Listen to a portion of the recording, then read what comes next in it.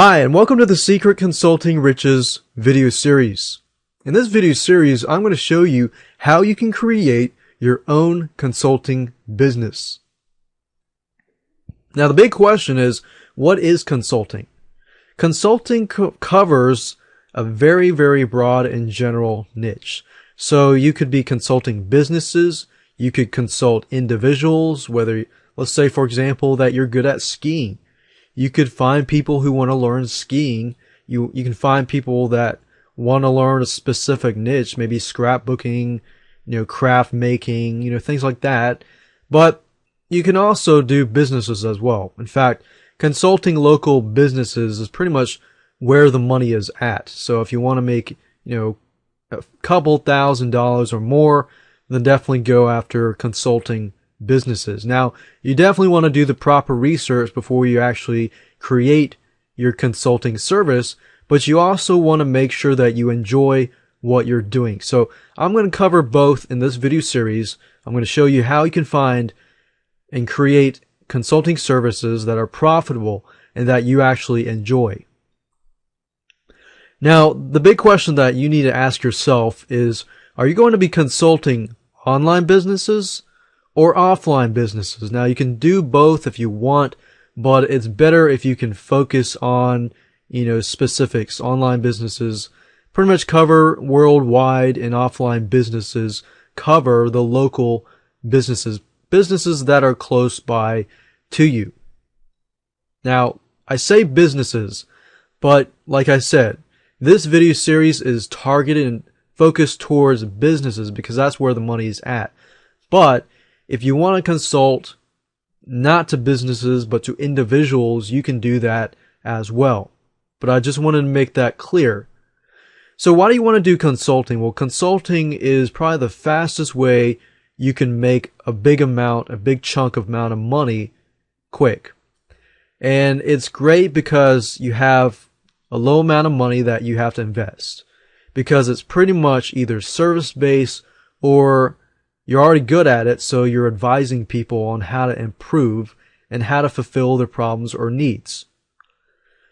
Consulting is all about helping others, helping businesses and things like that. So, if you create a business, your whole goal is to help others. So with consulting, guess what? You get to do that all the time. You get to be paid by being on the phone with people, coaching them, consulting them, helping them improve their business or improve individual needs, whatever that might be. Another question that you need to ask yourself is, are you going to go after one niche or are you going to go after a broad niche? Now, let me give you some examples. If you're going after one niche, let's say, for example, that you're going to be a consultant. And let's say, for example, that I'm a marketing consultant. So I can pretty much consult any type of business out there because I understand, online marketing or offline marketing.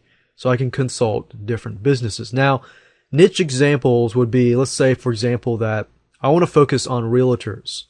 Now, I've been dealing with realtors lately, and I found that realtors, they make a lot of money just by selling one house. They often get like 6%. So if they were to sell, let's say, for example, $100,000 house, well, 6% of that, the listing agent and the realtor, or your realtor, they split that normally. So they get about 6% per house.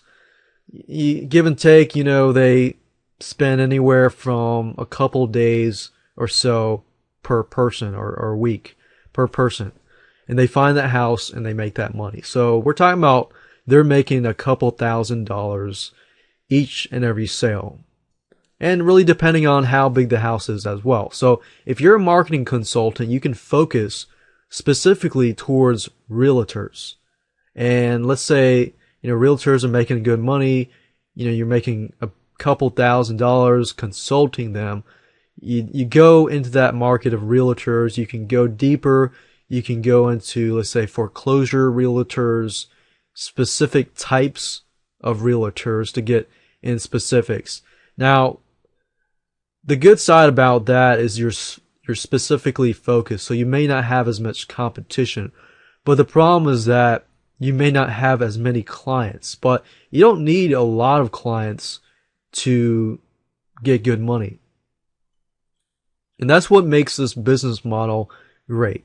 Another example, you could be chiropractor marketing consultants. You know, chiropractors charge not a lot of money, but they charge a good amount of money per visit. So you could go after chiropractors as a marketing consultant.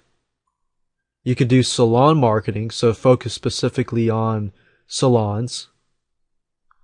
Of course, there's not a ton of money, but if you go after specific salons that cater to people that, you know, get a haircut, they get shampoo, they get everything, you know, especially women, you know, they get all these different hair dyeing, things like that. The money can add up and on a consistent basis. So salons do make good money with specific clients. So if you can specifically focus towards salons that, you know, are making good money, or towards businesses that are making good money, then you can actually go after that niche. Now, extreme niche examples. You could be like, let's say, for example, a marketing consultant, but you're not doing everything. You're doing specifically pay-per-click. And what I found with local businesses, a lot of local businesses have done their research.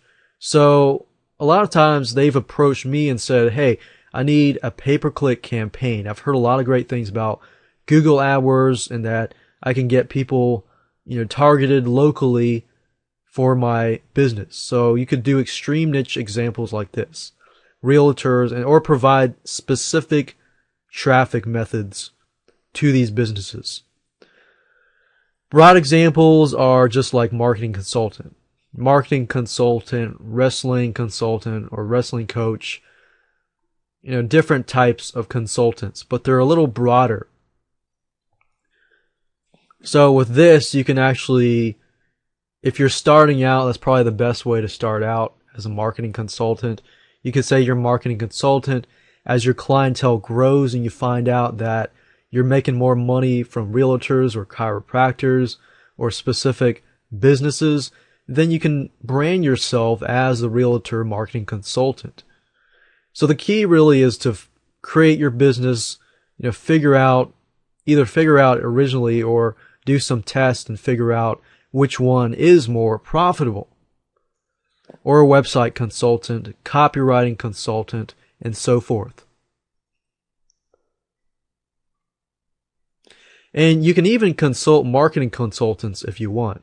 Now, what do I mean by that? Well, I've done a lot of consultations with business coaches. So think about it. I'm the marketing consultant and I consult other marketing consultants, which then go out to consult business coaches. Business coaches then go out and consult businesses. So with these types, actually, you can make pretty good money with this because business coaches, you know, make good money, or marketing consultants that consult business coaches. I know this is a lot of stuff, but basically, if you're consulting business coaches, it's actually a lot easier to do, I found over the years, because they already have a good amount of knowledge, but you're just giving them specific, tightly focused knowledge to help them help their clients, which are businesses, improve. Now, let me give you a quick overview of this whole video series as a whole so that you understand what I'm going to talk about in this video series so you can expect it and it'll all come together in a faster manner. So video number 1, of course, is this video. Video number 2, I'm going to show you how you can determine your skill set and what you're good at. There's specific methods that I use that I've found over the years help me find, you know, what I'm good at, you know, what I enjoy, and what kind of consulting I can do. And I've used this to help other people find what they're good at as well. So I'm sure you'll enjoy that video. Video number 3, we're going to talk about researching your market and your competition. So once you've figured out, okay, what you're good at and what your skill set are, then you can research that specific market and research your competition. So you're figuring out, okay, is this really profitable or not?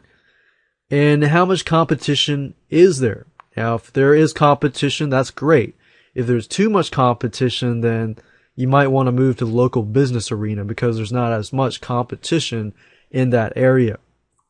And then video number 4, we're going to do some brainstorming, figuring out your services. So of course in video number 2, I'm not really going to dive too much into you figuring out your services. That's what we're going to do in video number 4. Figuring out what you're good at and what you can provide other people in terms of consulting services. Video number 5, we're going to talk about creating an outline, creating your services. So once you figured out what your services are going to be about, video 5, we're going to take that and create an outline and create your services. So we're going to talk about your services, how much you're going to charge, things like that. Video number 6, we're going to talk about creating and setting up your websites, basically setting up your landing pages, your autoresponders, and things like that to get you set up so that you can begin to capture leads. Video number 7, we're also going to talk about pre-launching phase. Why it's important to build curiosity. So after you've done everything, you've set up your services, you've created your list, you've created your landing pages and so forth. You still need to do some pre-launching or marketing to build up curiosity. So one thing you could do is you could do webinars and things like that, but we won't dive too much into that right now. Video number 8, the last video, we're going to talk about marketing. This is vital. Once you've set up your system, you need to market. And I'm not going to leave you in the dark. I'm going to show you how to find out where your clients are hiding. Basically, where are your clients? Where are these clients that want to pay you $500, $1,000, $2,000 just to get you to consult them? Now, let me talk about the tools that you're going to need. Fortunately for you, you don't need a lot of money. You do need some web hosting, and you do need a domain name so that you can set up your website. Webinar service is optional. And you need to record video, whether that's live video or Camtasia. Camtasia is pretty much what I'm using right now. It gives you the ability to record screen capture or PowerPoint, and you can do live video too if you have some sort of recording device. And then you need some money, but you don't need a whole lot of money. You need some keyword research tools. I'm going to stick with free keyword research tools as much as possible. Keep your costs low. You're also going to need an autoresponder. When we set up the lead capture pages and things like that, you're going to need an autoresponder. Now, I recommend that you use something like Aweber or GetResponse, but you can pretty much use any autoresponder service that you want. Now let's talk about how it works. This is pretty much how it works. Now, in the quick overview, I gave you a brief overview, but this is how it works step by step. So you're a consulting business, you determine your skill set, you research your market and your competition. Then you brainstorm your services, you outline your services, basically creating a detailed plan or business plan. You set up lead capture pages, do some pre-launch, and do some marketing. Now, there's a lot more that's involved in this, but of course each step has its own. And I'll go into a little more detail in each step. So with that said, let's move on to video number 2. Hi, and welcome to video number 2. In this video, you get to learn how to determine your skill set and what you're good at. Now, this is going to be a fun video because you get to learn more about yourself, your strengths, your weaknesses, so this can apply to help you find more about what you want to build your consulting business around, but you should also get a lot more out of that from this video. So, how do you determine what you're good at? Now, some of you might have some blank faces right now. Some of you might have a good idea of what you want to do in terms of a consulting business.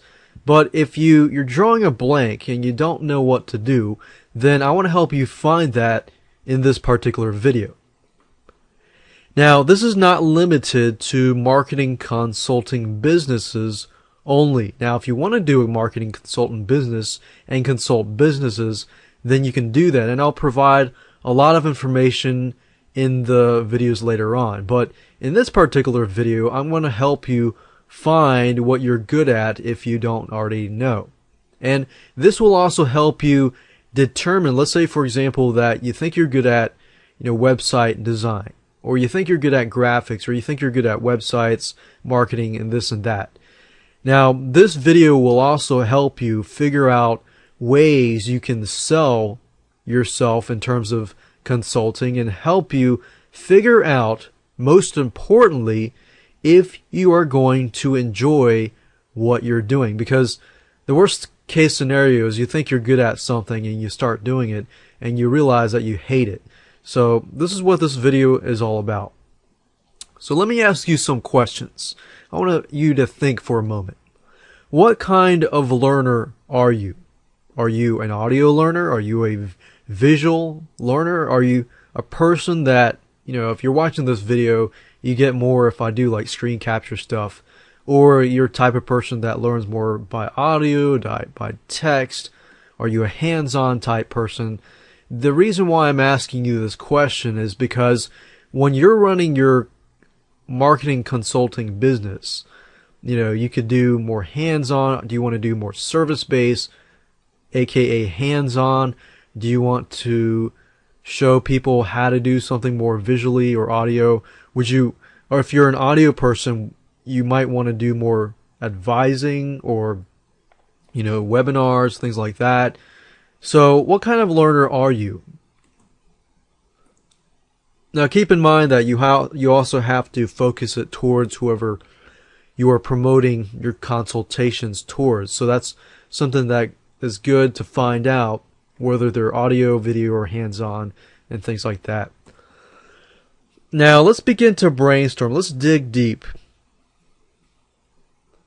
One thing you can start out with is you can ask your friends. You can ask your friends what you're good at. Now, your friends often can tell or have a better view of what you're good at, because a lot of times your friends can tell you, oh, you're good at this and this.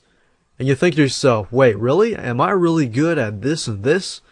Because sometimes it's harder to see in yourself, what you're good at, and observe your own self. Your friends and your family, forgot that. Ask your friends and your family so that they can give you some ideas. From that, I want you to create a list of things that you are good at. I'm sure you know what you're good at and what you're not as good at. So create a list of things, do some brainstorming, cut off the internet, pause this video, go somewhere where there's no internet, and just begin to create a list of things that you're good at. Now, the reason why I say go somewhere quiet without internet is because internet is distracting. So you just want to get away from all the distracting stuff and create a list of things that you're good at. Even you can go towards things that you enjoy and start jotting down those things. Why do you enjoy those things? What makes those things interesting? And you can jot down, why are you interested in those things, or why are you good at those things? What kind of person would be interested in those things? So you're thinking to yourself not only what you're good at and what you can create your consulting business around, but you're also thinking about the customer, why they need it, what problems do they face, what kind of solutions, and what kind of money will they be willing to pay, to fulfill that problem or fix that problem or learn from you or improve themselves. Then you want to think about, okay, do you know your strengths and your weaknesses? So I want you to jot your strengths and your weaknesses. Now, the specific method that I'm about to show you will reveal to you deeper. So that's what we're talking about, digging deep. We're digging deep into your strengths and to your weaknesses. Now, how do you do that? How do you figure out your strengths and weaknesses? Because sometimes, if you think about it, you might put a strength that is really a weakness, or you might put a weakness that is really a strength. So there are a couple ways to go about doing this. And one of the ways is to find out what personality type you are. Now, how do you figure that out? There's a test called the Socionics test. And what I'm going to do is I'm going to go to my computer and show you step by step how you can find out your personality type, then how you can figure out more about your strengths and more about your weaknesses so that you can figure out, is this consulting business going to work with me or not? Now, the purpose of this video is not totally to go out and figure out the services that you're providing. I'm going to talk about that in the later videos, but in this video, I particularly want you to understand more about yourself, more about your strengths, and more about your weaknesses. So once you take the Socionics test, which is only 4 questions, we're going to Google your personality. So with that said, let's move on to my computer and let me show you step by step how you can take the test and how you can find more about your strengths and weaknesses to make sure that the consulting business that you go into is something that you're good at and something that you're going to enjoy. Because think about it, if you're good at it and you enjoy it, then when you sell your product, you sell yourself, you sell your consulting service to whoever that is, it's going to be more believable. They're going to see that you genuinely actually care. And that's the reason why our system here will work well with creating your consulting business. So let's move on to Socionics test. Okay, so what I want you to do is go to google.com and then type in Socionics test. That's SOCIONICS space test. So if you click search, you're going to get the top. These are basically just a bunch of tests that you could take. If you go here and you click on the Socionics type Assistant Turbo, as you can see, it says the shortest test ever. It's a 4-question test. Or it's actually, You read this, it says, which population can you relate to the most? Are you involved in what is happening outside and around them? Are you open, often talkative? Basically what this is, it's a personality test. And what it's going to give you is, if you answer them honestly, it's going to give you a 4-letter word. Now, I'm not going to go through this. I'm going to let you do this on your own. But mine is an ESFJ. So what you could do is you could go to Google. The second step is go to Google and type in that 4-letter word. Now, the 4-letter word is basically Myers-Briggs. If you've heard of Myers-Briggs, it's pretty much the same thing. What this allows you to see are your strengths and your weaknesses, so you can see, what kind of person you are. Most likely you know what kind of person you are, but what I have found over the years is I've showed people this and they read it and they read, the profile about themselves. This is nothing to do with astrology or anything like that. This is actual personality profile. So this is really you. So if I go to ESFJ, I usually pick the top few and look over them.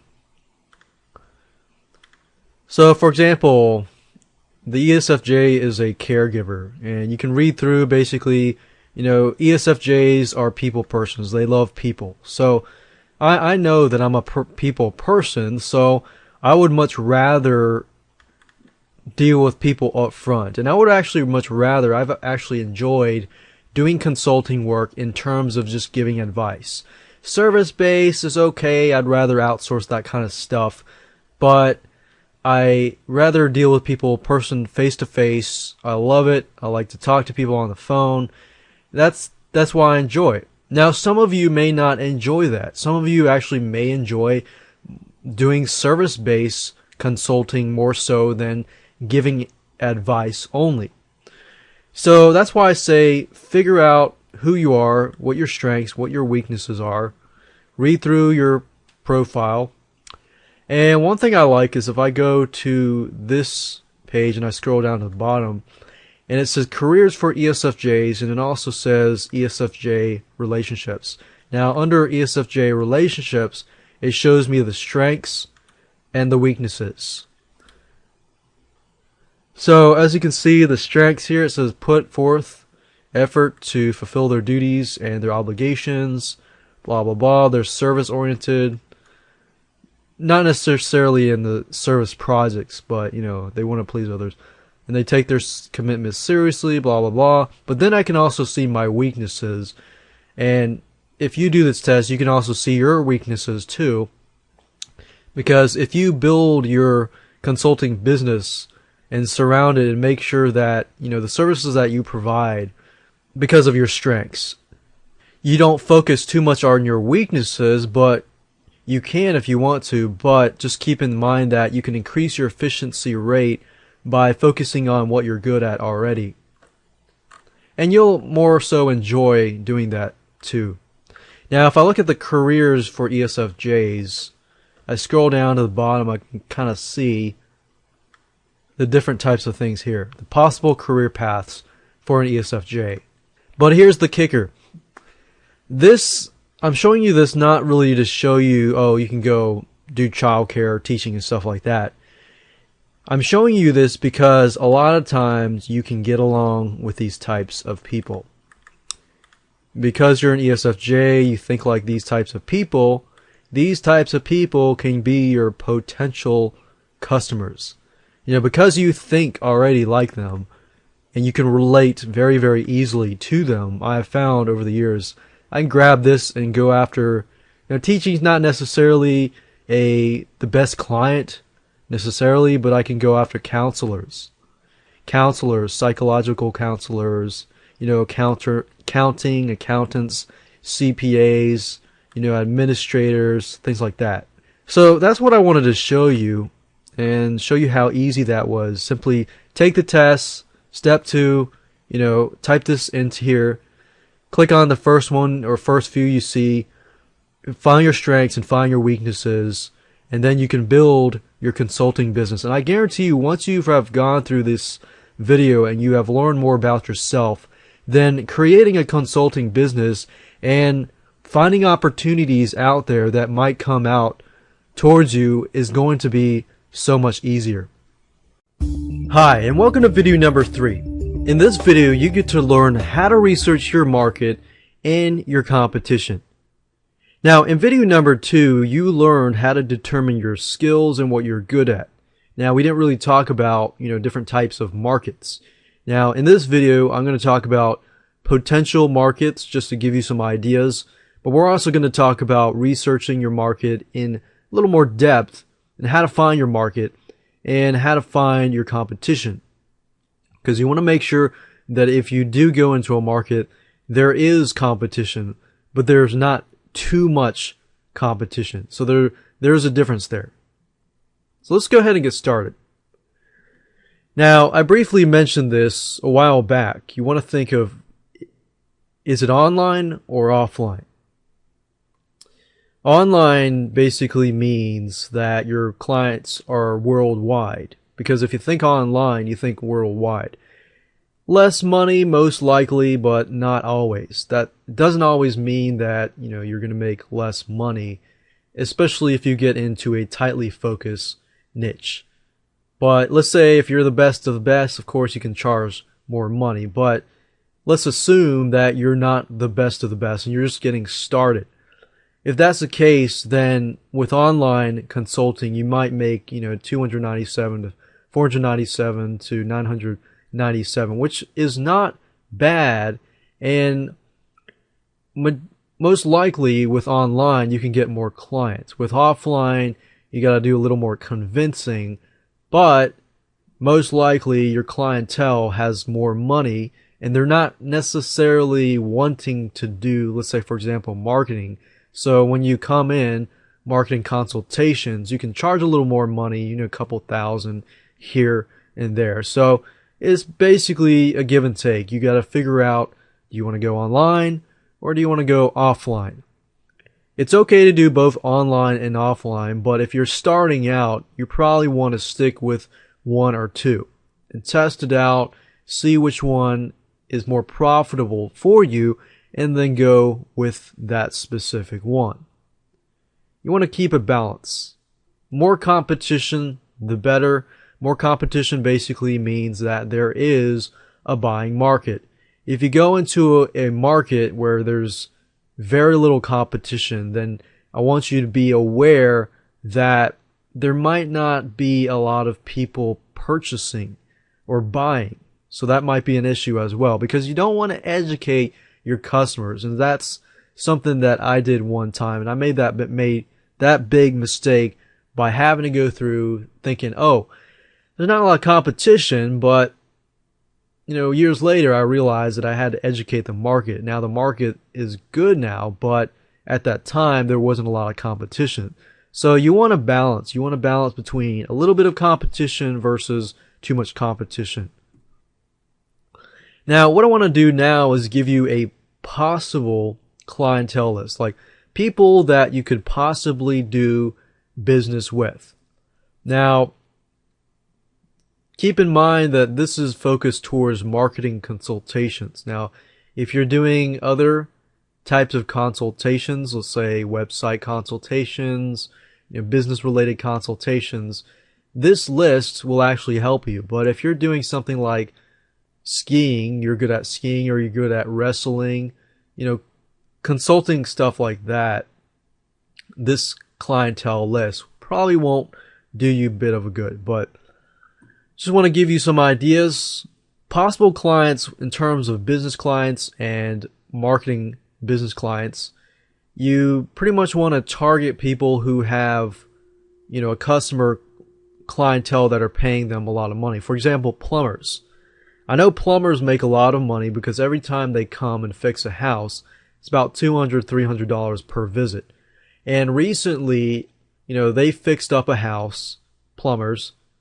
They fixed up one of my relatives' houses.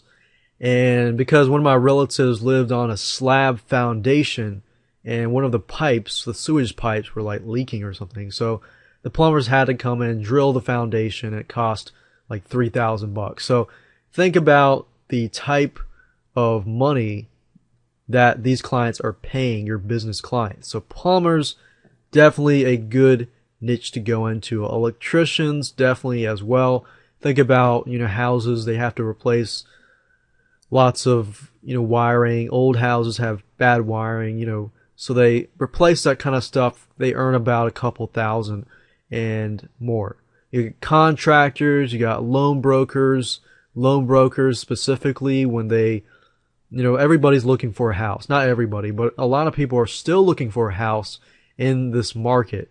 In fact, loan brokers, they earn about 1 to 2% origination fee. So what that is for every person that they find, they earn about anywhere from $1,000 to a couple $1,000 per loan. So if you're a marketing consultant and you're bringing leads to a table, let's say 10 of those leads out of the 100 leads convert, these loan brokers are making about $10,000.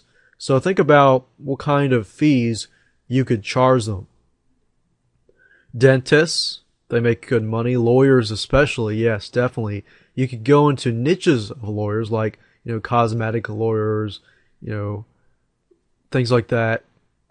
Litigators, trial lawyers, attorney of law and criminal lawyers, real estate lawyers, specific niches. Roof companies make really good money. Bathroom remodelers, realtors, definitely. Because realtors, like I talked about earlier, most of them take about a 6% cut, especially the listing agent. So if you have, a listing agent and realtor, they get 6%. They cut that. So each realtor is bringing to the table, bringing home about a couple $1,000. Chiropractors, mechanics, car mechanics definitely make good money just because cars are always going to be breaking down. They're going to have a consistent amount of money. I consulted a mechanic company, car mechanic, and at that time they weren't doing as well, but now they're just so packed. that even when I go there, they're having to book me, appointment and stuff like that. So they're making good money with car mechanics. Counselors, different types of counselors, psychological counselors, they make really good money. Landscapers do as well. Window repair replacements, they definitely make good money. I can tell you that, because each window, especially the new energy efficient windows, they're earning about $300 per window. So imagine if you get a client over, one client could pull in, $3,000, $4,000, $5,000. House repair types, moving companies, carpenters, and more. So that's just a brief list of people that you can potentially go after in terms of business consultations, marketing consultations, or anything like that. Now, what are people buying? So this part of this video is going to help you figure out what kind of services you want to provide, because you already know what you're good at. So you want to figure out what kind of services you want to provide. Now, one good way of figuring out what people are buying is by going to Amazon.com books. I like books because books is a great way to figure out, especially do-it-yourself books. But books in general, books, audiobooks can help you figure out, is there a big buyer's market out there for that specific niche? Now, of course, you're doing consulting work, but think of the books like they're sort of like consultants. So they're consulting these people, but of course you're consulting the businesses. Therefore, the businesses are, helping these people. So think of books like a way to figure out if there's a buyer's market. Barnes & Noble's books is also good. Barnes & Noble's, if you don't know, it's similar to Amazon.com, but it's basically a bookstore. Apple Books, you could go to the iTunes store, Apple store, figure out what kind of things people are buying. And you want to ask yourself, are there a lot of books being bought on that specific subject matter? So, for example, if I was running a marketing company or a marketing consulting company, and I was specifically targeting, let's say, plumbers, and I want to be the marketing consultant of plumbers in a specific area. You could do research on, plumbing, things like that. Now, there are two views, two different perspectives. You could study the plumbing and different types of plumbing to understand, what kind of needs they have. But primarily for yourself, if you're creating, a list of services, you can do research on, is this marketing consultant service going to really work? Or is this skiing consultant service going to work? So you could see it in two different lights. Okay, so right now I'm located at Amazon.com, and what I want to do is basically do some research. So I'm going to go look in their book department, and let's say, for example, that I want to do some sort of consulting in the market of, let's just do marketing consultant for now, consultants. Now, the good thing about Amazon is it lists what it sells the most from the top to the bottom. So as you can see here, guerrilla marketing for consultants, getting clients, and so forth. Now, another thing you can do with Amazon is if you type in the word consultant, you can kind of get a good idea of what kind of consulting gigs and consulting subject matters are out there. So if I put in consult, it also gives me different services and things like that are provided by consulting. And another good thing is if you want to do some research, let's say for your client, then you can say like plumbing, what kind of plumbing category, what is selling from top to bottom. So what is the highest demanded things from top to bottom. So Amazon is a good tool to use. Barnes and Noble's is barnesandnoble.com. You can do the same thing here as well, just to do some research, just see if there's a buying market out there. And study their customers. Like I said, if you're going after a plumbing business owner or a realtor or electrician or a specific type of plumber or a specific type of lawyer, then study their customers. And when I say their customers, I'm talking about, let's say, for example, you're consulting a business owner, and then, the business owner's customers. So study their customers. How urgent are their needs? How much are they willing to pay to fix their problems? Like I gave you the example of the plumbers. Plumbers, their customers obviously have urgent needs. I mean, think about it. If your sewage pipeline just broke, then your house is going to smell like sewage. So definitely you're urgent. You're have very urgent needs. You're willing to pay good money to get it fixed. Otherwise your house is going to really smell. So, okay. So right now what I'm going to do is basically spy on the clients of your business clients. And to do that, I want you to go to google.com and type in quantcast.com. So this is what quantcast.com looks like. Basically, this site is a research tool. It's free, and it allows you to find information more about the audiences of a specific niche.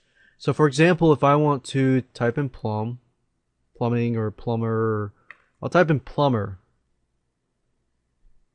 And you'll notice that Quantcast gives you data about these sites. And then from these sites, you can, if you go down to about the bottom area, it'll show you a little bit about the client. Each client, 57% are male, 43% are female. The majority are 35 to 50 years old, or some are 18 to 34. Caucasian seems to be a mixture. No kids. It basically gives you an idea of what kind of person the client is. And being that most of the clients are about 35 to 50, probably means that they have good money, or at least they're stable income. And you can see how much they earn and things like that. So this will give you a good, not exactly exact data, but it'll give you a good impression of what kind of clients your client has. So if your client is a high earner, like it has a job, and their clients, are able to pay them, good money, then most likely that means that when you get into that niche, then they're going to be able to have that budget to afford your consulting services. Now, if you go to Quantcast and you go do research on a specific niche, and you come out to find that all of the people viewing that niche are like teenagers and younger than 18, you might not want to go after that niche because you know that they're probably not going to have money, or they would have to convince their parents to buy, the consulting services and things like that for them to improve. So this is just a good tool to use for that purpose. So think about that. Who are your customers and who are their customers, and what are their needs? Are they willing to pay good amount of money? Because you want to focus on clientele that is actually doing well, making money, and willing to pay you good money to do consulting or service-based projects and things like that to improve their sales or to improve themselves. Now let's talk about the competition analysis. Now, when you figure out who your competition is, there are different ways to go about this. If you're going online, you can go online. You can pretty much use the same method online or offline. You can use keyword tools like Keyword Spy and look at their pay-per-click ads. So let's say, for example, that I am running let's say a video marketing consulting business. So I can figure out I can go online, go to Google, type in, video marketing consulting or marketing consulting and see what kind of pay-per-click ads come about, or go to Keyword Spy and see how much competition you have. You can use other tools like Market Samurai. I'm not using that in this video series just because I want to keep everything free. But personally, I use Market Samurai. I think it costs about $97 at the time when I purchased it. But it tells you a lot about your market and your competition analysis. Now, in terms of offline, you can also use keyword tools. You can also find pay-per-click ads. But you can also look at newspapers, niche magazines, niche newsletters, and so forth. Now, while you can use all the fancy tools like Market Samurai and other keyword tools to find your competition, I'm going to show you a simple way to research your competition. Now, if you want to dig deeper, you're going to have to use the keyword tools. But this will help you get an idea of what your competition is selling and get an idea of what you can sell as well. Now, this is a two-step process. The first thing to do is, of course, to go to Google. Now, when you're in Google, the first thing I want you to do is there's two keywords or two Google, what we call Google operators. If you put this into Google, for example, and all in title, what we're basically searching are websites that contain the keywords video consulting or video marketing consulting. Let's say video consulting. So this shows us online video consulting, network video consulting, streaming video consulting, video production, digital, and so forth. Now, I'm going to change this to online video consulting, because everybody wants to know how to get their videos on YouTube and how to get their videos how to use video marketing to market their products and things like that. So as you can see, when I put online video consulting, I see a whole lot of different types of online video consulting. So what you could do is you could go through here and just take a look at what people are offering.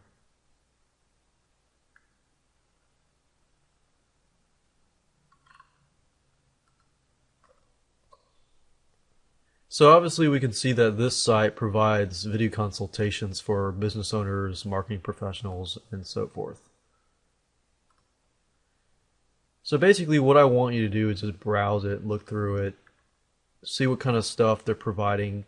This site here, online video consulting,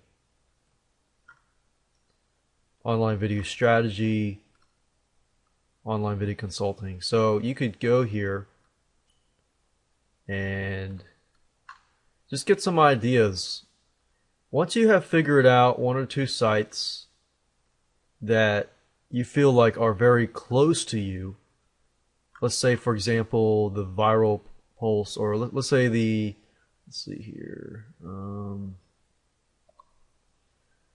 vidhost.co.nz, because this was actually an online video consulting, it looks like an online video consulting firm. So let's say that once you have figured out websites that are closer to you, because not everyone is going to fit something that's similar to you, but once you've found that, the next step is to find the related sites.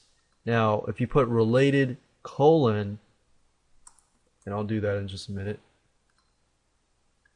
If I go back to Google, I'll open a new tab and I type in related : basically after this you want to type in the web address. So in this case we have www.vidhost.co.nz, and we're going to put that here. Now it doesn't really show us anything, so we're going to try this over and over again until we see a bunch of results.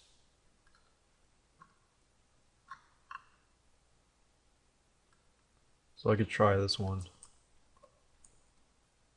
So I'm going to try the Viral Pulse. Usually the ones at the top are better, or the bigger companies. So as we can see here, related, basically what Google does is it goes out and finds sites that are related to viralpulse.com. So essentially it basically picks out the competition of this site. So because this site is somewhat your competition anyways, their competition is your competition, and so forth. So as you can see, Net Video Consulting, Digital Video and Consulting. So you can go through here and get a good idea, and open the website, look at what they're offering. Obviously this is network security, so that could be a little different consulting, but it gives you an idea of what kind of different types of video consulting that you could brand out or branch out into. So online video advertising, security video, different types of video, and things like that. And you can do the same thing with other things, like let's say for example that you were providing purely Facebook advertising, so Facebook consulting. And you can change it around. You can do Facebook consulting, you can do Facebook consultants, and consultants with an S.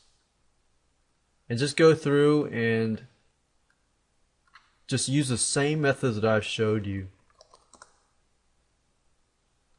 And once you find that site, then of course do related so that you can see not just that site but other of your competition. Just look through it and get a good idea of who your competition is. You don't have to worry too much about all the statistical data, but figure out who your competition is, what they're providing, and get that idea of what you can provide as well. Hi, and welcome to video number 4. In this video, you're going to do a little more brainstorming, but you're going to figure out exactly what kind of services you want to provide. Now, in video 2, you found out about your strengths and what you're good at. Video 3, we talked about, doing some research about your competition and your market. And now you're going to figure out what kind of services you're going to provide and what they're going to cost and things like that. So let's go ahead and get started. The first question that I want you to ask yourself is this: what type of consulting business do you want to run? Do you want to run purely a service-based consulting service? Or do you want to just do advice, or do you want to do both? Now, it might be a good idea to start with one of these two before you do both, because you don't want to overwhelm yourself. So when I talk about service-based, let's say for example you want to help a realtor build their list of clientele lists, or their prospects. So what you could do is help them set up an autoresponder and a lead capture page. That would be service-based. Now you could consult them along the way if you wanted to, but if you're just doing consulting, then consulting would be just giving them advice. For example, a lawyer gives a person advice. You hire somebody, let's say for example, an accountant or CPA. A CPA is a certified, public accountant, somebody who can advise you in terms of taxes and accounting and things like that. So that would be a consulting only business, but you can do both if you want to. Let's say for example you're in the marketing consulting business or the copywriting consulting business. So you could offer people services in terms of like writing their copy, writing their ads, writing persuasive content, but you can also advise people who don't want maybe to do your service-based service, but they want to take you up on your consulting and they want to do this themselves. So in this case, you can just coach them and consult with them, tell them what to do, look at their, copywriting, look at their ads, tell them what they need to do in the future to improve their current ads. So that's something to keep in mind. Now, from video number 2, you learn how to determine your best skills. Now, what I want to do now is I want to show you some examples that derive from them. So these examples primarily focus on marketing related consulting businesses. So if you're looking to start your own, let's say ice skating consulting or wrestling consulting or accounting or lawyer consulting business, you can use these ideas, but you can pretty much ignore these next few slides though. But what I'm trying to do is I'm trying to help you to show you how to dig deeper. Once you learn to, what you want to do, you can dig deeper and find what kind of services you want to do. So let's talk about graphics. Remember how I talked about in video number 2 what kind of learner you are. You've got audio, you got visual, and you got hands-on. Well, graphics tends to fall under the visual / hands-on type of person. So if you found that you're good at graphics and you're good at artists and designing and you have a good eye for that, you may not be the best right now, but that's something that you've done designs and things like that, then this might be something you want to go into. And believe it or not, graphics has a lot in terms of consulting businesses because a picture is worth 1,000 words. If a company's logo is not that great, it needs to be improved, and you have a good eye for things. You may not be a great designer, but you have a good eye for things. If that's the case, then you can outsource. You can do outsourcing. You can find somebody who is a good graphics designer, hire them, have them work for you on a consistent basis, and you can act as the broker. So you could take a logo that's not as good and improve it as a service-based project. Mini site designing. Online businesses have lots of mini sites. So you could do mini site designing, you could do graphics, logos, website designing. Website designing is big in terms of offline consulting because a lot of businesses offline just don't know how to build a business. They don't know how to build a logo or design a logo and things like that. So like logos, for example, you can charge $200, $300 for a logo. All you have to do is find somebody to outsource it to. You can get a really good logo designed for less than 10 to 20 bucks, have it designed, and guess what? You're pretty much consulting in that manner. So graphics can turn into company logos, branding, brand marketing. So you could become a brand marketing consultant or a branding marketing consultant. Logical. Let's say you're the type of person that is very logical. You're good at, let's say, for example, programming. You may not be a programming. For example, I used to program, but I found that I was really not that good in programming. But I'm very logical, so I have the ability to create really good software programs in terms of taking an idea and creating a software product out of that. So I've done this before where I've taken an idea, I've created, the software specifications and helped people create software projects. So that's what I'm trying to tell you. I'm trying to tell you here that you may not necessarily be good at something. You may not even know how to design graphics or do programming. But if you know how to get around that and you're logical and you know how to create website programs, you're good at computers or, things like that, then you can go into the website / marketing consulting area, the website consulting area, the programming, the software development consulting area.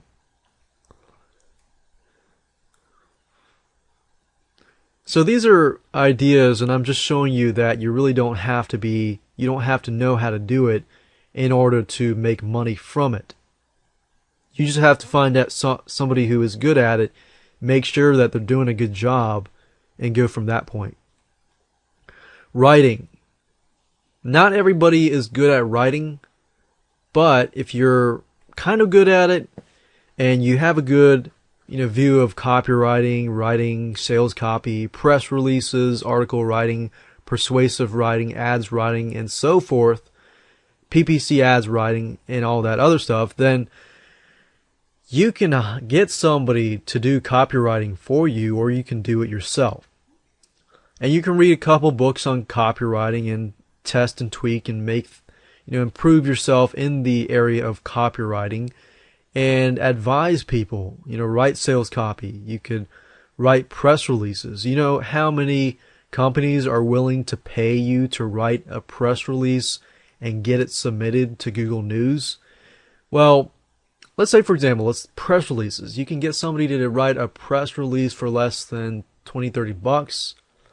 You could use sites like WebWire and other sites like WebWire.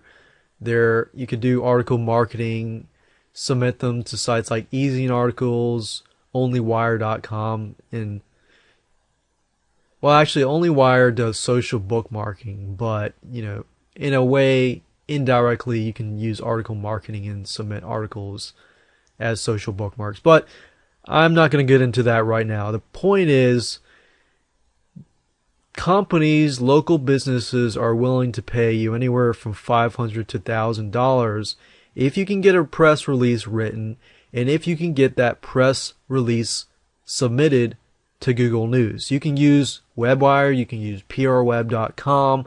WebWire is only $20. I think it's $19.99, but technically that's $20. But you submit to them, and they can get you that press release into Google News. Now, most offline businesses don't realize, but when they hear, wow, you can write a press release and get it submitted to Google News, I mean, think about it, Google News. When I first submitted a press release to prweb.com, it cost me $169, but in a matter of hours, I was submitted to Google News. In a matter of weeks, I was getting thousands among thousands of backlinks. So imagine you telling an offline business, hey, I can write a press release for you, I can get it submitted to Google News, and I can guarantee that you're going to get hundreds and hundreds of backlinks to that press release. And just that alone, costs you less than $50 to produce and submit. That alone, you can charge a couple $1,000s to do. Sales copy, article writing is another powerful thing in persuasive writing and things like that. Now, I don't want to go on and on and on and talk about this, but classified ads writing, as you can see, you can become a copywriting consultant. So if you're a copywriting consultant and you go into this specific niche, you can see that within this specific niche, you can become very, very popular. So you could even go after realtors. You could be a realtor copywriting consultant. You could be a plumber marketing / copywriting consultant. And you can make pretty good money just with writing alone.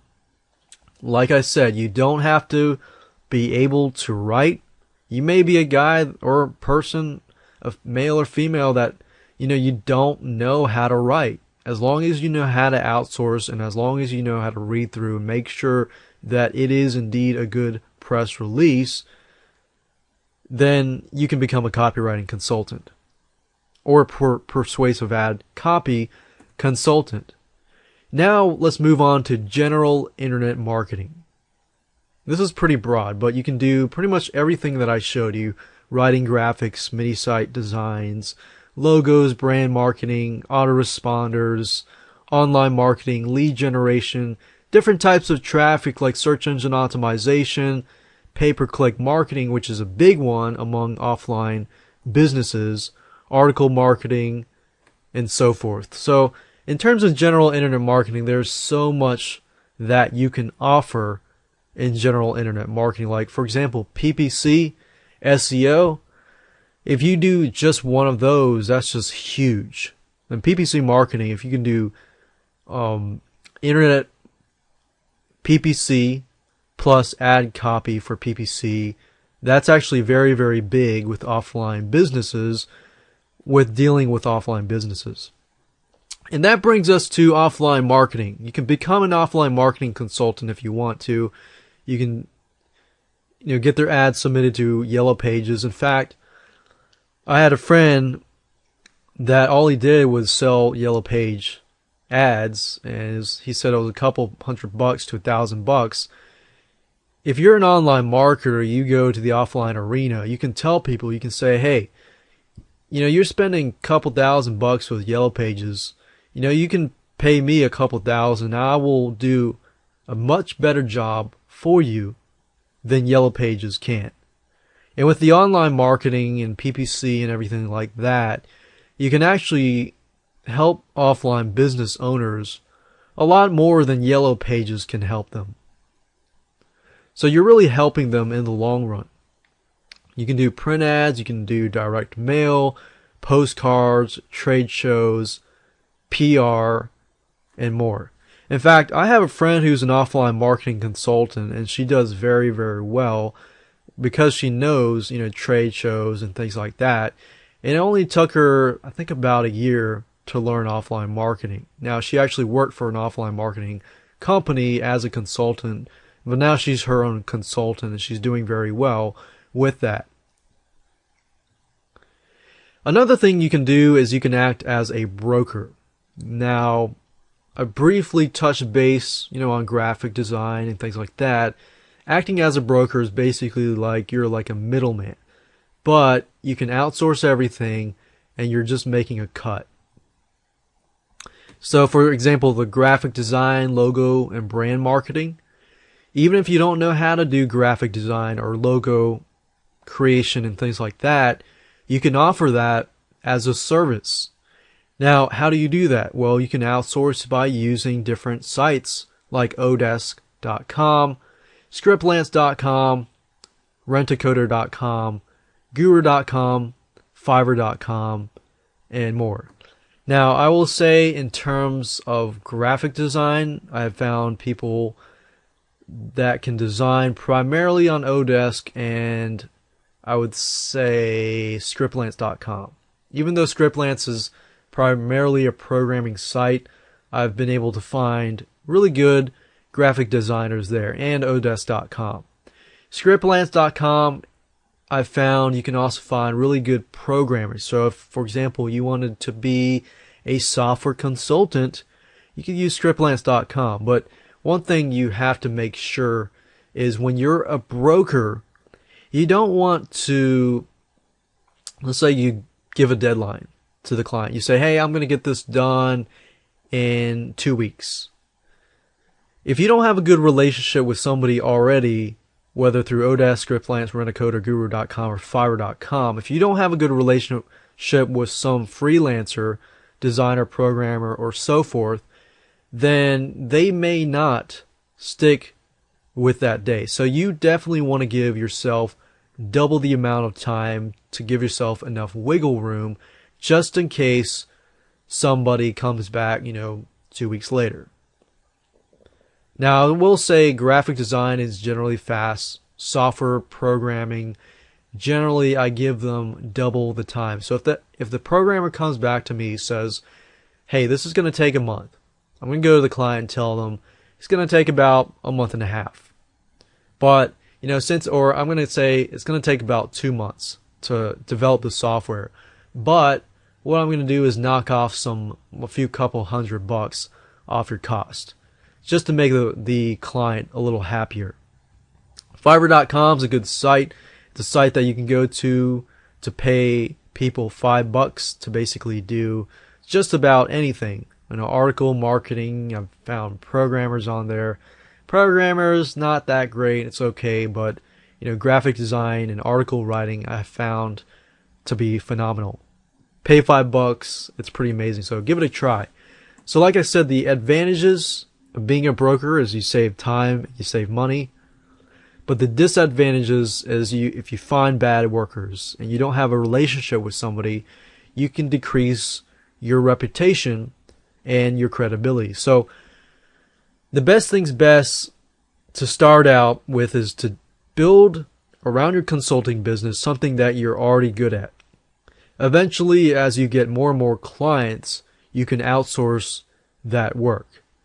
Or you can act like a broker and find somebody who is good and build a good relationship with them, and then build a consulting business around that. Hi, and welcome to video number 5, where you get to learn how to create your outline and create your services. Now, we're also going to be talking about, how to figure out what kind of services to provide to your clients and your customers. Now, before we talk about the outline and figuring out what your services are going to be, let's talk about the client. The first thing you need to understand is your client, because guess what? That is who is going to buy your product, your services, or your consulting. Now, what I've done here is I've laid it out into a step-by-step process. So you can see that you create a project outline for your clients first, because not all of your clients are going to get all of your services. Some will have some of your services, some will have some of your other services. So there's no one-size-fits-all outline or service outline. So you're going to give your clients a specific customized project outline. You're going to figure out what their goal is. What is their goal? Most likely it's just to market the products and get more money, things like that. But yeah, that's pretty much self-explanatory. But what are their specific goals, or what are the goals? What are the specific goals? And then you need to figure out, okay, how can I get that client to that goal by using specific strategies? And then how realistic are these strategies? How long is it going to take? And of course, what do you need to do to get this client to their goal? Now, keep in mind that not all clients are created equal, and not all of their businesses are going to be the same. So really, there is no one size fits all. So that's pretty much a general view of understanding your clients. And like I said, there's no one size fits all plan. However, if you understand, you have your outline created, you have your services created, and you try to figure out all the services that you can provide, then you can customize it. So the first thing you need to do is you need to meet with your customer. That's pretty much the primary thing. So you need to meet with your customer first.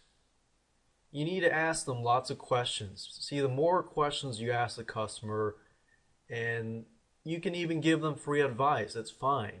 You don't want to give too much advice, but you want to give enough advice to let them know that you actually care about them, and you're sort of building that relationship with them as you meet with them, because you've taken time, you're giving them some advice up front, what possibly they might need to do. And you might have a free consultation first, and then you can get a good view of what they need. What do they do? Are they potential prospects? For example, in the consulting world, generally you want to reach the type of customer like lawyers, accountants, people who have clients that pay them a lot of money. So if the clients are paying them $100, $200, $300 an hour, you can expect that these types of clients will most likely take you pretty seriously. So these types of clients generally would rather you do it all. So if you think about it, a very small mom and pop store, running a restaurant, most of these companies, most of these small businesses do not have time to do everything. However, there are some people that have time to do that. So you got to think, do they need consulting or do they need done-for-you services? Now, generally what I found is if you find a customer that has a mix, they want you to do services plus they want some consulting, then this is a good customer. So the question is, can they afford to pay you now, and can they afford to pay you in the long run? Now, if they can afford to pay you now, that's great. But if they're not getting consistent income themselves, then they may not be the best customer. So if they pay you, let's say 5,000, 10,000 up front to do a done for you service, that's fine. But if they want ongoing services from you, that's the ideal client. And you've got to think to yourself, which clients can you take and which clients must you walk away from? Because you can't take every single client, otherwise you might miss out on clients who are willing to pay you a lot more money. But at the same time, you want to deal with customers who want to deal with you as well. Because some customers will not take you very seriously, therefore are not willing to pay you much. Or they're willing to pay you a lot of money, but they expect a ton of stuff. So you want to get somebody who you can help, but has a realistic feeling of what they want, or they know what they want, and they know it is realistic. Ask them questions about their business. Get to know their business. If it's a plumbing business, get to know what is their business all about. How do their customers come and find them and pay them and things like that. And what are they doing now? For example, right now I'm consulting a realtor, and I've asked her, I said, what are you doing now to get people to your website and to get referrals? Well, a lot of what she's doing right now is primarily offline marketing, flyers, business cards, things like that. But in this case in point, she's not doing a whole lot of online marketing, and that's the key. What are they missing? Well, in this case, the realtor is missing a lot of online marketing. She's not doing video marketing, which can really help offline businesses. And I can see so many potentials and so many things that I can offer her if I know what is missing. So what are they doing now, but what are they missing? Because this is a great opportunity for you to write pretty much everything that they are missing. Now, you got to realize that you only want to give your client what they need. Do not sell them something that they do not need or they feel like they do not need, because most clients don't like to be sold to. If they feel like you are selling to them, then they are going to walk away and you are going to say bye. So you are in this business because you want to consult and you want to help your customers. So only offer them what they're missing, but what they need. And can the missing items be fulfilled by your services and consulting, which is pretty much what I talked about earlier. Now let's move on to the outline for your services and writing up your proposal. Now this is basically a template. You can follow these templates for your own creation of your services and your outlines and things like that. So I'm going to give you some ideas so that you can understand this in a better light. So the first thing you need to do is you need to figure out what your goal is. What are you aiming to achieve? Like, what kind of service are you going to create? Then you need a specific strategy. How are you going to get to that goal in general? It doesn't need to be super specific, or it can be in the middle of general and specific, but you need a strategy. You need to know how to get to that goal. How realistic is that goal? You got to ask yourself, how realistic are these goals and are these strategies? Are you shooting for the moon, or are you shooting for something that's closer, that is more achievable? Because if you shoot for the moon, then guess what? When you promise too much, I've learned this in the past, but if you promise too much and you charge, let's say, $5,000 for something that you're shooting to the moon for, then your customer is going to expect a lot more. When you don't fulfill it, guess what? They could just either get their money back or harm your credibility and your reputation because you did not fulfill your promises, or they could sue you. So you definitely want to keep in mind, you got to do your research beforehand, and you got to do brainstorming beforehand before you go all out.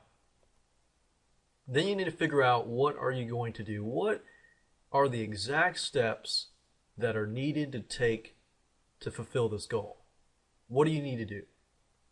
And it all makes sense when I give you an example. Then you also need to figure out the turnaround time. How long can this take? And be sure to give yourself at least 1.5 or 2 times more worth of wiggle room. So, for example, if you feel like you're doing video consulting or Facebook marketing, and you feel like an ad takes about an hour to set up, I would give yourself 1.5 hours or 2 hours to set up the ad campaign. Because remember, a lot of times when we estimate services that we do, at least I do, you got to know yourself, of course, as well. I know that I tend to estimate a lot smaller. So if I tell somebody, hey, I'll have it done in about 2 days, that's usually a whole week for me in reality. So I found that I know myself and my estimation is a little off. So you've got to give yourself a little bit of wiggle room. So let me give you an outline example. Let's talk about a goal. Let's say that our goal is we're going to set up an online video marketing consulting firm or service. Now, you could go all out if you wanted to and just offer tons of marketing services if you want to, but I will say that I recommend that you pick one service, whether you're setting up a list, autoresponder, anything like that. You want to brand yourself as the specific marketing consultant, because if you're dealing with offline businesses, everybody out there, I found there's so many people out there that are offering marketing consulting services. So you got to figure out, how can I stand out among all of the other people who are selling marketing consultations? Well, if you go towards a niche and you're very, very specific, then, for example, online video marketing consultant, you can help people market their videos, their content, but at the same time, when you meet with them, you say, hey, not only do I do online video marketing, hey, I can set up a Facebook ad campaign, I can do a Google pay-per-click ad campaign, and all these other things. But you can sell yourself, your services, when you actually meet with a person. So in this case, I'm doing online video marketing consulting. I'm helping businesses market their products and services through online video. Now, what to do? What are the exact steps you need to take to fulfill this goal? So let's say, for example, someone approaches you. They say, hey, I need online video help. I got this cool content. I provide this product and services, but I want to get it out there. I don't know how to get it out there. Well, as you know, with online video marketing, all that consists of is, first, you need to do keyword and market research.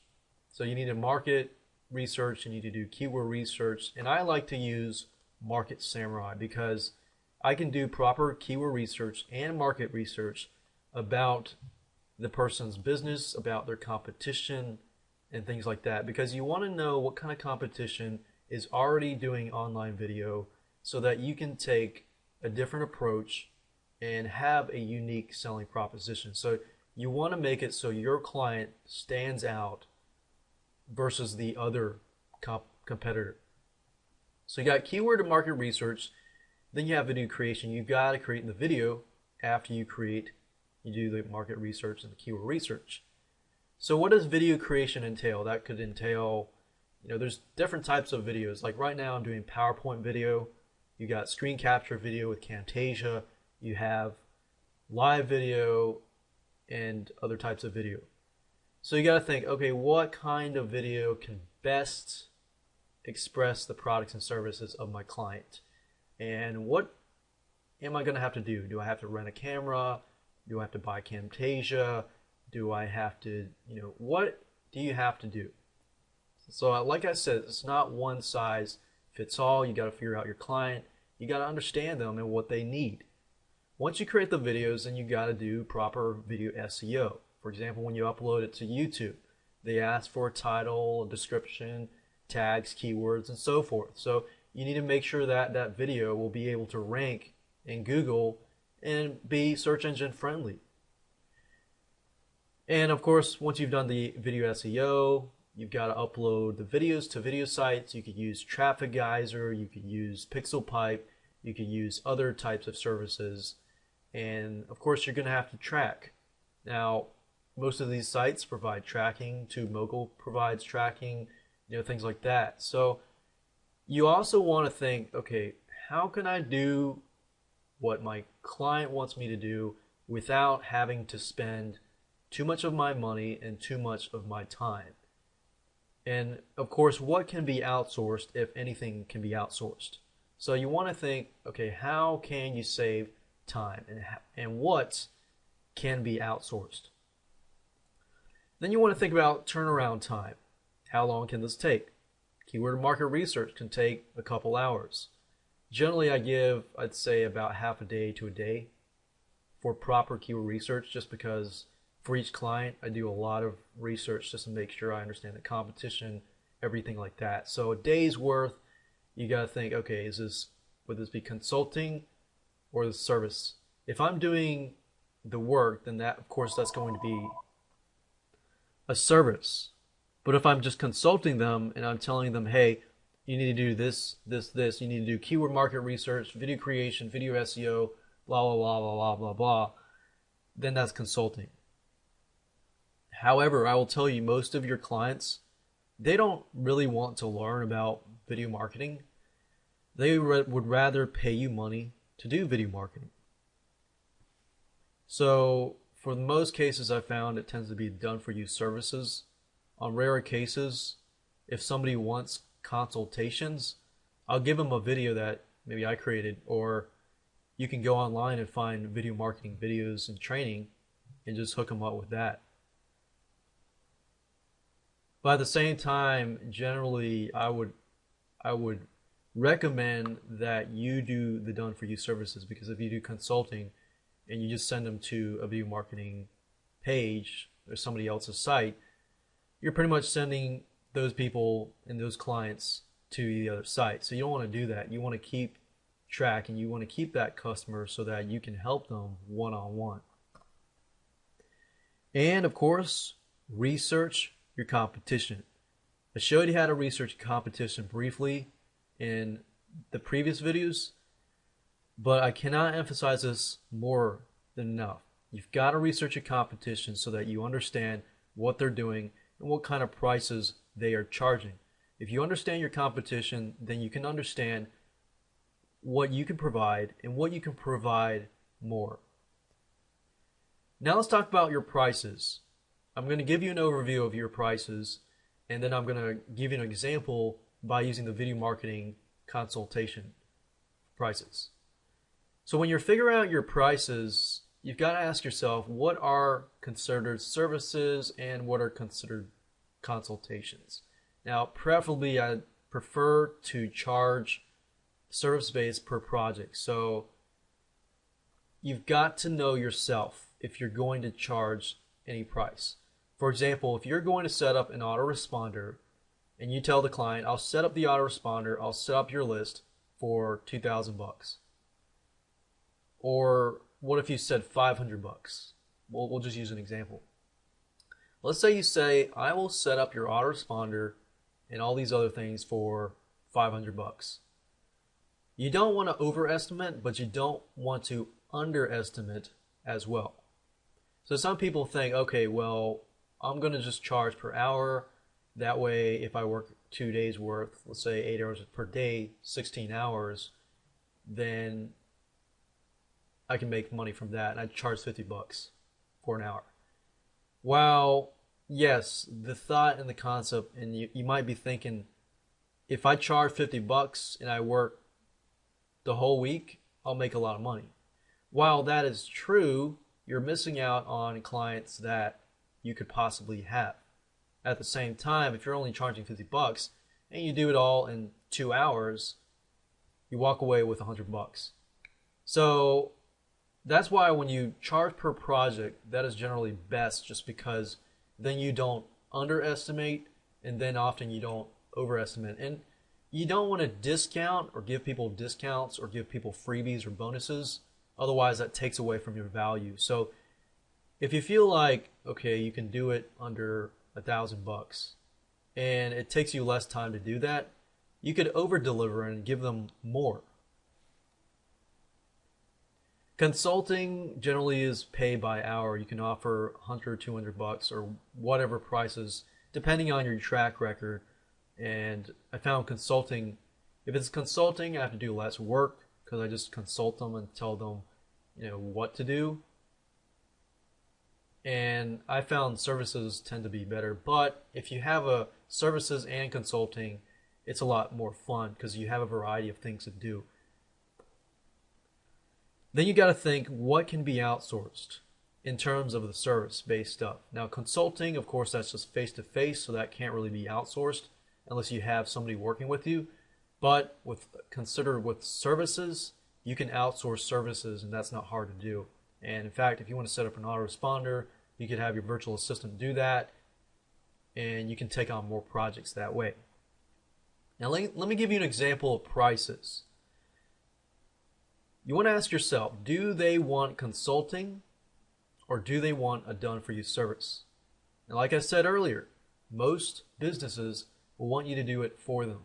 They don't have time to do the marketing because they are too busy working on their restaurant, their business, their clients, and so forth. So let me give you an example of video consulting.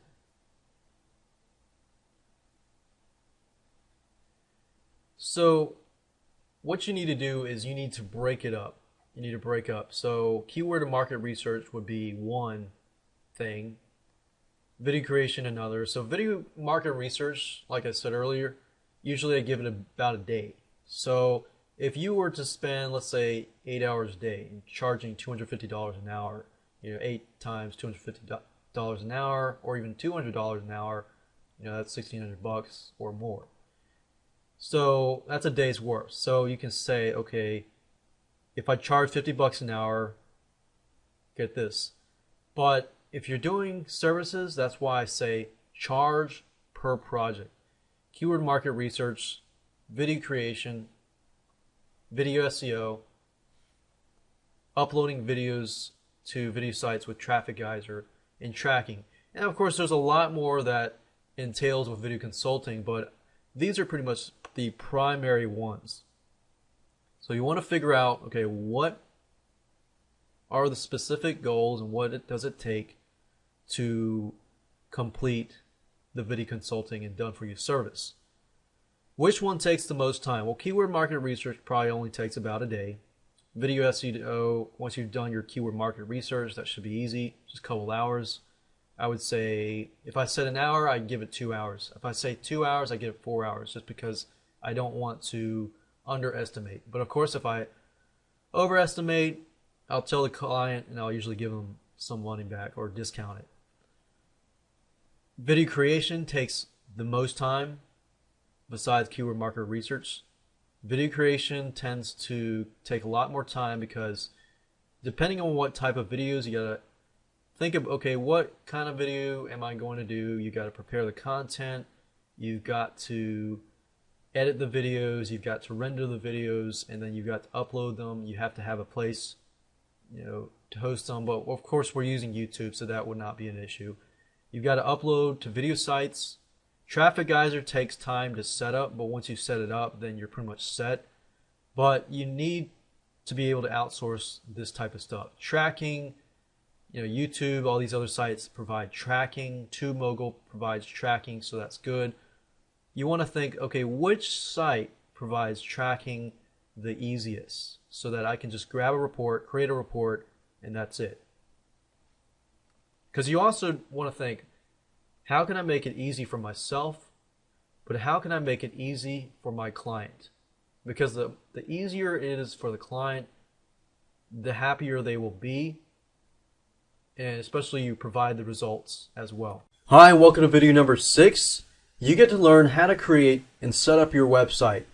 Now keep in mind that you really don't need to set up a really fancy website. You technically could have a one-page landing page or squeeze page if you wanted to. However, for the sake of time and assuming that some of you may not be web savvy and you may not know how to set up a website, therefore, in consideration of that, I'm going to be using WordPress because WordPress is very, very easy to set up. It takes just a few seconds in literally a few seconds, and we're going to be installing a professional looking website theme. We're going to say no to blog themes, and I'm going to show you how to do all of that in just a minute. What I want to do now is quickly show you how to set up a WordPress site. What you need to do is you need to log into your cPanel, and I'm not going to talk about setting up web hosting or anything like that. You could easily do that by going to HostGator.com, getting hosting, and getting a domain name.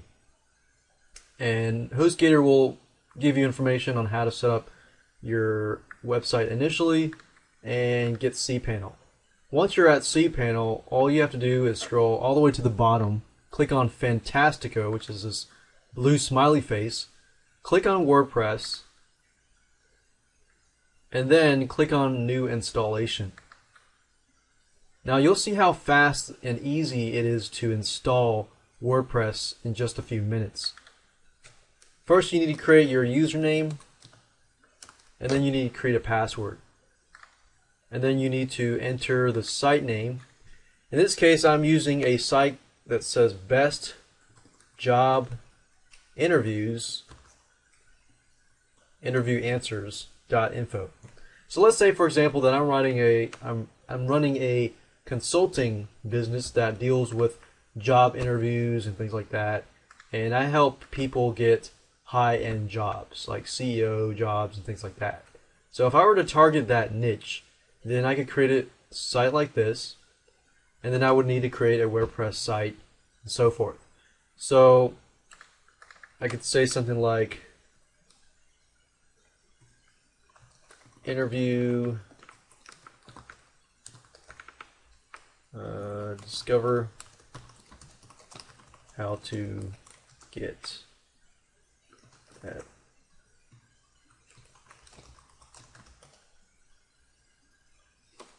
And you basically enter the description and whatever the password is and click on install. Then all you have to do is click on finish installation and you're done. Now I would recommend that you enter your email address here so that if you lose the information, then you can always go back and get the information, your username and passwords and stuff like that. Now that we're done, we've pretty much set up the WordPress site. In fact, if I go to this page here and I refresh the page, I can see bestjobinterviewanswers.info. So this is by default what WordPress installs, and this is what it looks like. Now we want to change the look of this website because right now it looks like a blog. We don't want it to look like a blog. There's nothing wrong with it. You can make it look like a blog if you want to, but we want to, in this video series, we're going to do this. So I'm going to go to woothemes.com, and you don't have to use Woo Themes. You can go to Google and you can type in WordPress themes, business-related themes. And there are tons and tons of sites out there that can make your WordPress blog look like an actual theme, like a professional theme, as you can see here. So these are sites, there's Woo Themes here, but there's also other sites that provide the same or similar type professional website designs, which is what we're looking for. So once you've picked it out, some of these Woo themes are free, and some of these themes you have to pay for. So you really have to look at your budget and see what you can pay or what you can pick and choose. Now, in this example, I'm just going to pick a random theme, and I'm going to show you how to install that theme so you understand how to do that. So really you can pick any theme you want.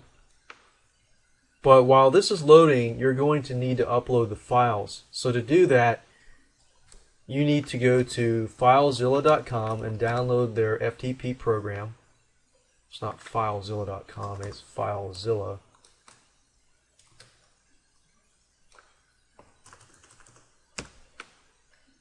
Yeah, okay. It's FileZilla-project.org. Apparently somebody had taken that domain name. But anyways, you go here, you download the client, and this is what the client is going to look like. And what you want to do is you want to log into your web hosting,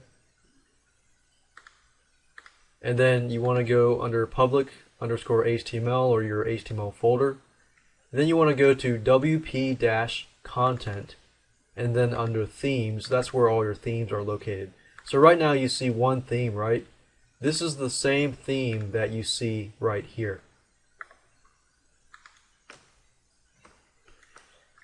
So as you can see, for just showing you how to do this, I've downloaded this by clicking download, and I'm going to go to the zip file and unzip this file. I'm going to find the folder, and I'm going to drag and drop this over here.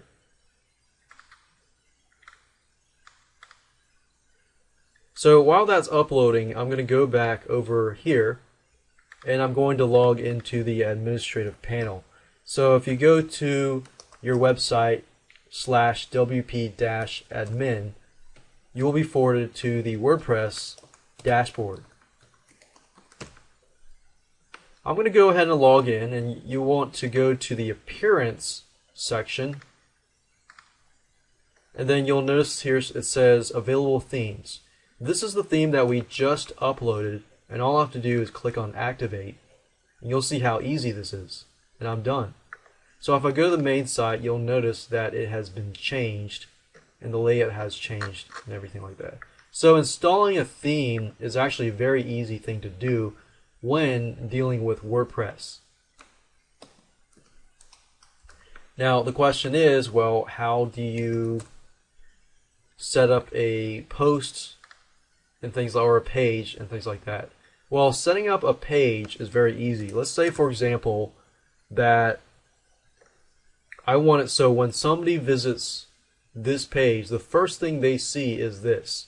Now, this is the default post. So to change that, you need to go under Posts, and of course you should delete that existing post. Move this to trash, and then what we're going to do is add a brand new post.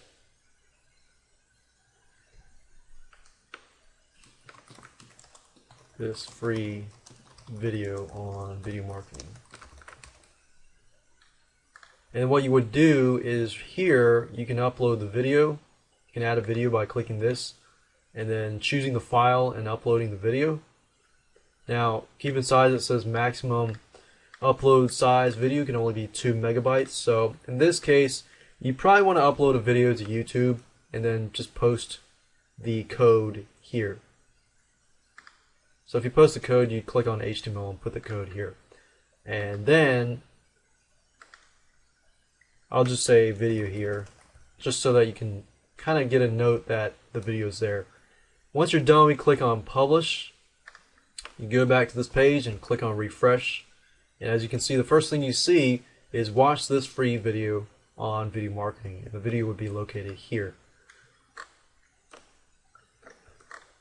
Now you can do this, and you can say, you can put right underneath it, a subscription box and say, hey, you've watched this free video. Here's another video that you can watch as well. And then you funnel them into your list, and then you pretty much keep in touch with them and follow up with them with several more freebies, free videos, and free stuff to build that relationship, and then you can offer them a consulting offer. Now that you know how to set up a website and you saw how easy that was, let's talk about autoresponders. Now, in relation to your consulting business, of course, you're going to want to build your list.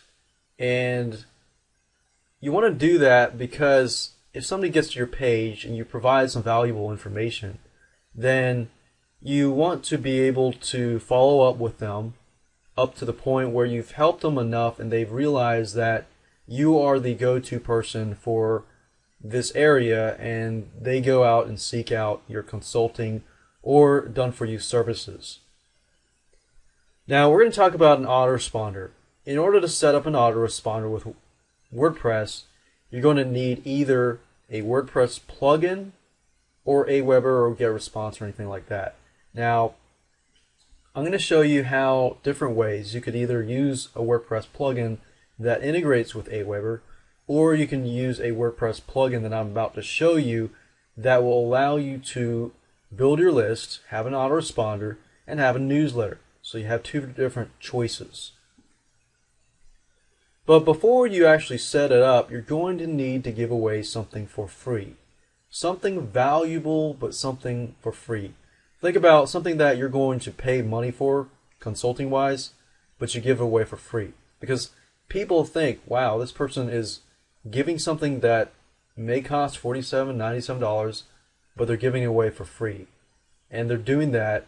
That usually catches your eye, and once they have read over, watched over your information, you've pretty much built a relationship with them, and they'll either come to you for consulting and done-for-you services or so forth. So the point of the autoresponder is just to get them on your list so that you can follow up with them. So as you saw earlier, there were two different ways of going about integrating a list or building your list using WordPress. The first way is to integrate with your existing autoresponder, which could be Aweber, GetResponse, and so forth. Now, I recommend that you go to Google and simply type in WordPress and Aweber. If you do that, at the top, you'll get this link. When you get to that link, you'll see how easy it is to integrate it. All you have to do, well, you can watch this video, but I'm going to talk about it. All you have to do is you create a web form with Aweber first. Once you're done with that, then you can go to the WordPress control panel under Appearance. So if you go to Appearance and then Widgets, and then go to Text,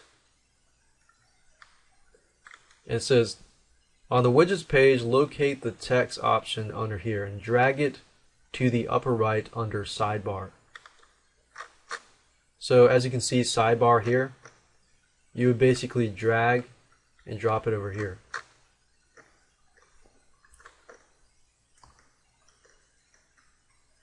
And since it's kind of small to see, I'm going to drag it and drop it here.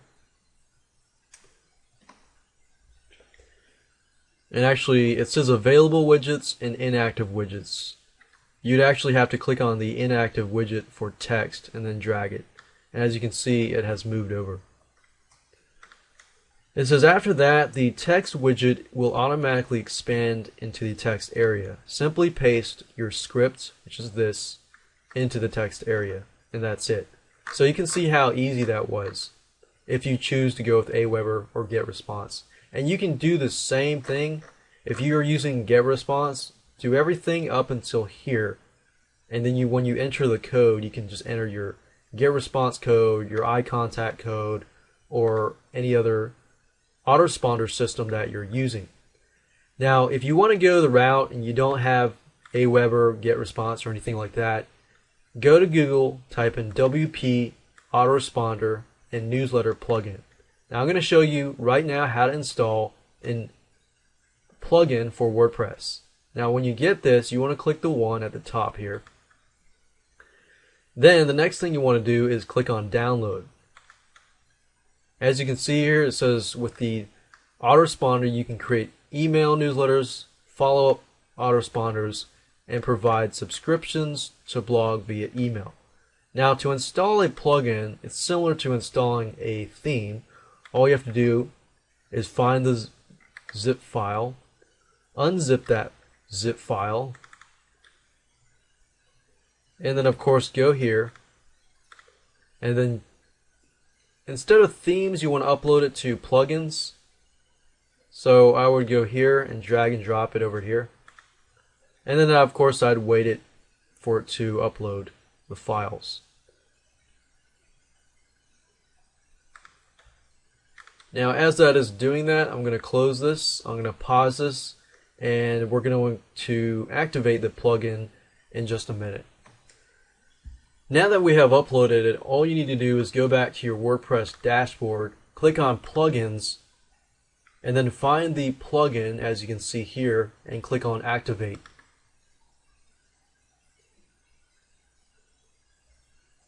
Now, as you can see, usually these are not really error messages. Some of them are, but some of these just tell you what you need to do.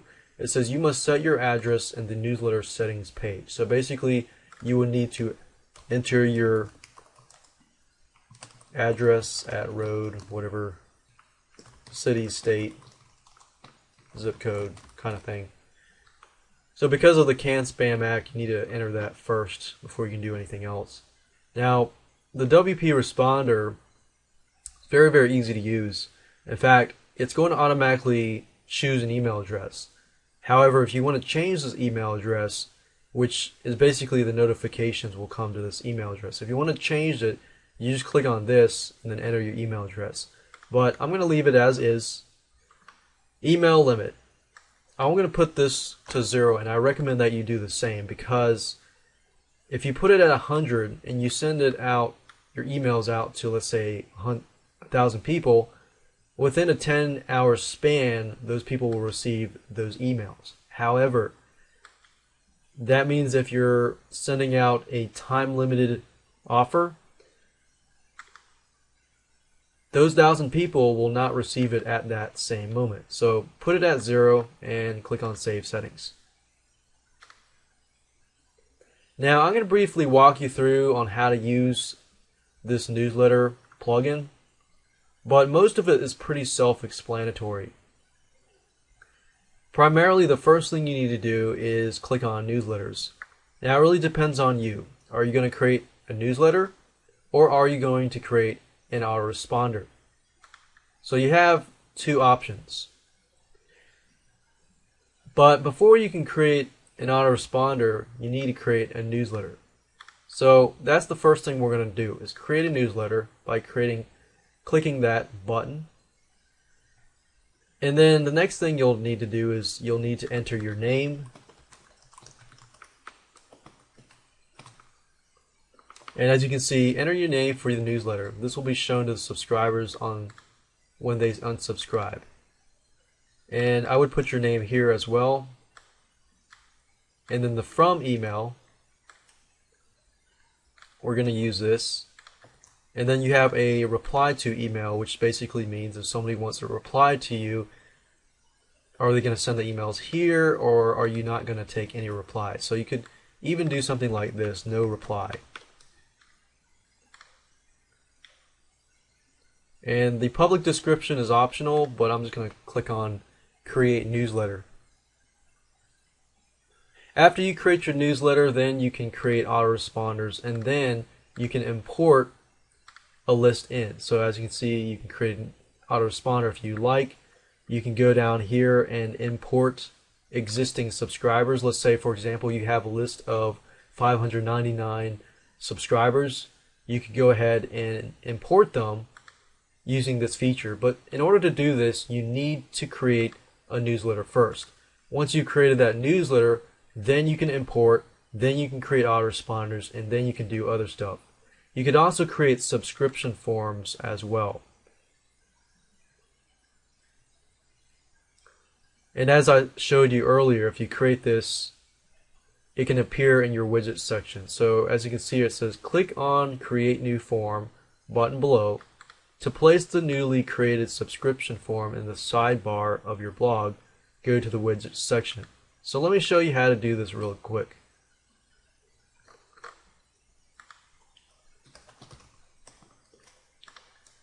So creating a subscription form is pretty easy. You need to name it. You need to select the newsletter. The return URL is basically after somebody subscribes, what are they going to see?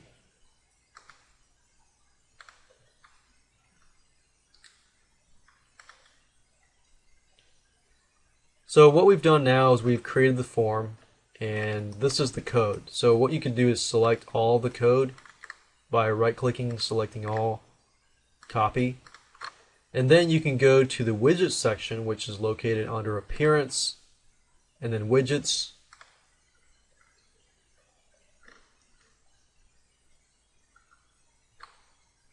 and you see the text here, right? You could enter the text here if you want to, or you could just drag and drop this over here.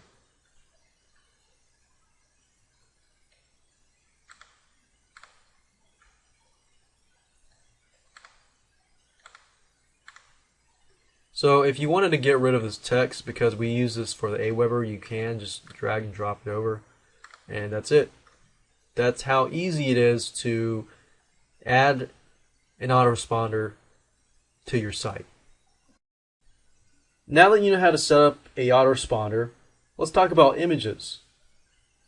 Once you set up your WordPress website, you have an autoresponder, you definitely want to have some sort of images. You could outsource it if you want to. You could go to Rent-A-Coder, Scriptlance.com, or Odesk.com to outsource your image designs and things like that. Or if you want to make it simple, you can just go ahead and go to a site like BigStockPhoto.com or XXC.hu, which is a royalty-free site and provides you with professional images.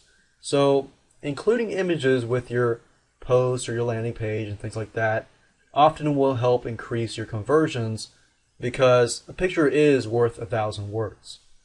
Now that you know how to set up your website, let's move on to the next video, and I'm going to show you how to pre-launch. Pre-launch will help you build up curiosity and build up some momentum so that whether you approach somebody about consulting or so forth, you have a higher conversion rate. Hi, and welcome to video number 7. In this video, you get to learn about pre-launching and building curiosity. You see, building curiosity will help you build momentum and increase your conversions and your sales. And that's why we're going to talk about this in this video series. First of all, let's talk about pre-launch. Now, this works for both online and offline, and I'm going to give you some pointers that work offline and some pointers that will work online, but generally this whole thing works pretty much online and offline. Let's talk about free versus paid content. Now you're probably wondering, how does this all fit into the pre-launch? Well, free content helps build curiosity. For example, if you think about, if I had a online video marketing consultant business and I had a free video that showed people maybe tips on online marketing in relation to videos and what people could do, and they gain enough that they know what to do, but they just don't have the time to do it, so they hire me. So this type of stuff will help you build a relationship with your prospects who don't even know you, but after you teach them stuff, then they'll feel like, wow, I've learned a lot. You know, I could have paid somebody else, but I got this information for free, and now I have trust with this person who's giving this content. So that builds curiosity. So you could have a video, 2 videos, 3 videos, 4 videos. You could have ebooks and so forth. But I will tell you this, videos definitely do help, especially nowadays with so many people watching YouTube and things like that. So videos is a lot easier than having to read content. However, the content is good and it's a short report, then you can write it in a short PDF file. Now, the content has to be something that people are willing to pay money for. If people are willing to pay money for the content, but you give it to them for free, that is valuable. Or if you're going to sell something, you could sell something that's worth maybe $500 or $1,000 for 90% or more off. If you tell them that, if you say, I normally charge $1,000 for this consultation, but you're getting it for free in this video, and you're building a list from that, then you're building momentum. You're building curiosity and doing a pre-launch for your consulting business. Now, pre-launch does not have to be like a one-time thing. It can be an ongoing thing depending on the person who gets to your site. There are several ways of going about doing this. You could have something that's for free, and then after maybe a few videos of free, valuable stuff, you present them with an offer that adds to that, like consulting. Let's say, for example, that I have several videos on video marketing, video consulting, and things of video marketing, how to do this, how to do that. However, I'm specifically targeting local business owners that don't have a lot of time. So they're not really looking for consulting. They're looking for kind of consulting plus a done-for-you service. So in that case, I can have a video specifically targeting these types of people. So as you can see here, that's another tip. You can have different videos for different people. Another thing you can do is you can have a valuable low price product, like a $17 or $27 product. And then in order for somebody to improve, to increase their sales and increase their marketing, they need to seek out consulting. But because you've already given them a paid product at a low price, they're going to seek out your consulting advice. With consulting, then you can offer them either a done-for-you service, or they could do it on their own. Let's talk about the power of webinars. Now, I'm not going to dive too much into how to create your webinar and things like that, but I'm going to show you different webinar software. So technically what I'm doing here is consulting you and showing you that you can use webinars to do pre-launching and to build curiosity. Now, as you can see here, I've created a mind map chart, and in the middle you see a blue circle that circles prospects. Now, these are the people that come to your website. What do you do with these people? Well, there are 3 different routes in terms of webinars that you could go for.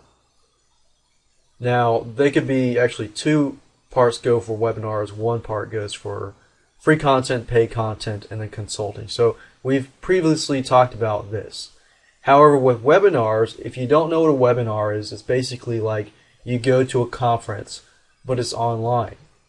And with webinars, it's great because once you create your first webinar, you can do a rerun over and over and over again. Okay, so let me explain this in a little more detail. A prospect comes to your website. You can offer them a free webinar, but they have to sign up for this date and so forth. They sign up for that date. They get to the webinar. You're teaching the webinar. It's pretty much like a video.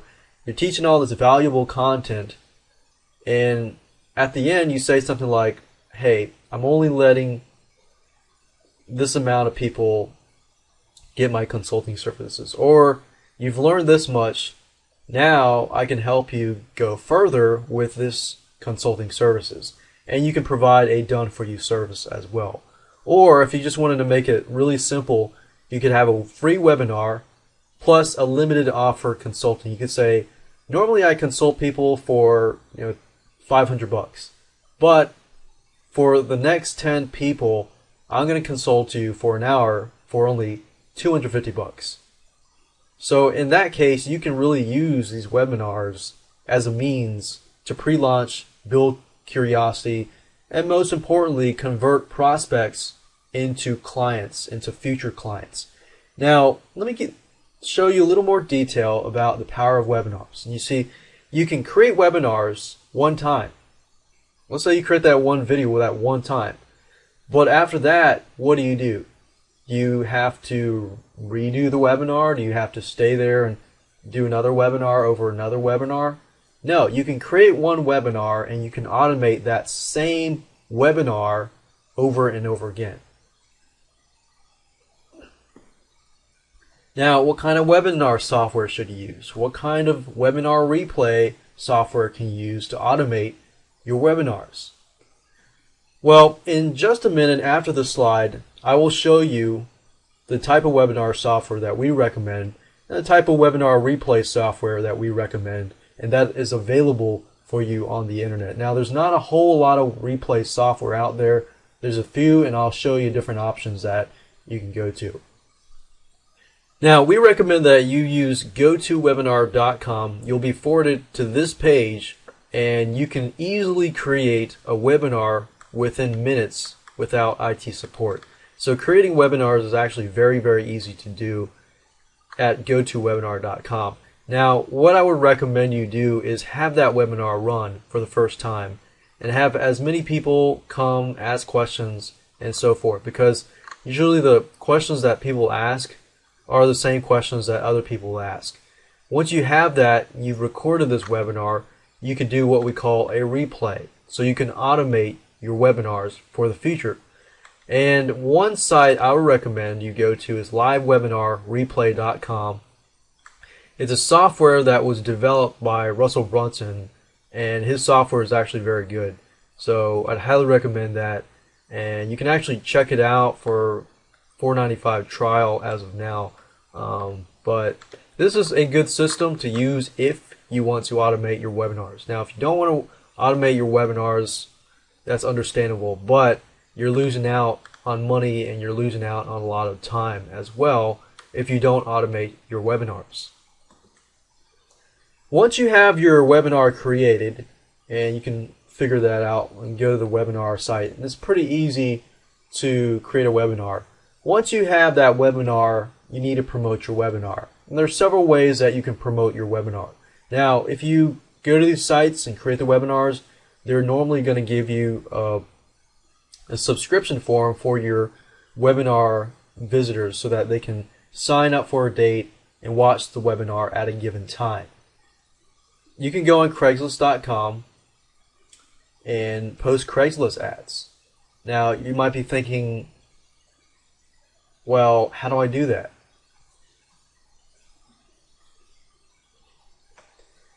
Now, as you know, Craigslist doesn't allow you to go and spam their network, obviously, but you have to do it in a way that's discreet. So let's say, for example, that you were offering a service, a marketing service. So you could go into Craigslist and look under maybe their video editing or video marketing, or look for people that have a business and that are promoting their business. And you could contact them about their business and not sell them right away, and then find out more about their business and do that. Or if you want to skip that route, that's fine. There are other ways that you can go about promoting your webinar, like video marketing, things like that.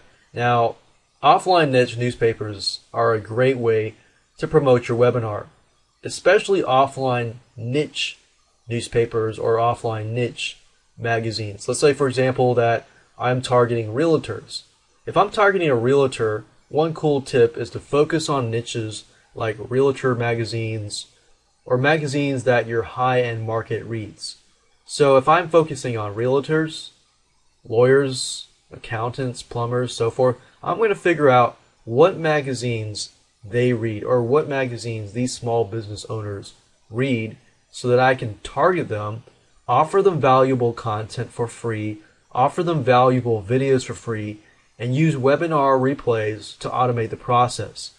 So you could be setting up 2 webinars per week, and having created one webinar, spent that time, automate the full process, and make money through just purely webinar replays and automation. I know consultants that make a lot of money with webinar replays, and they save a ton of time. Just because if you think about it, you create it once and you do it over and over again. You don't have to have an online conference or an offline conference every time you do a replay of that webinar. So that's the beauty of webinars, as you can see. So you can use that to pre-launch and build curiosity, and I can say that they are very powerful and really will help you increase those conversions. Hi, and welcome to video number 8, marketing. So you're pretty much done with this video series, but you need to find out where your clients are hiding so that you can get the clients to your site, or you can approach the clients. Now, it varies because it differs between online and offline.